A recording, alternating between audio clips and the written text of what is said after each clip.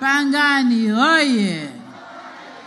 Niingie upande wa madini ambako tuliendelea kutoa kipaumbele kwa wachimbaji wadogo katika utoaji wa leseni, hususan kwenye kata za Ilozo, Kimanga, Kipumbwi, Mikunguni, Mwera, Tungamaa na Bweni. Huko kote tumeshughulika hasa na wachimbaji wadogo kwenye madini.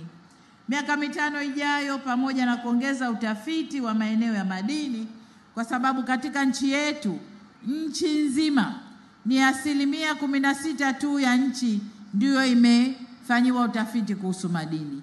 Tunajipanga miaka 5 inayokuja tuongeze tena 18 mpaka 20 ya nchi yetu, tufanye utafiti madini gani yapo maeneo gani, ili vijana wetu wanufaike na uchimbaji mdogo mdogo na waongeze kipato cha kaya zao.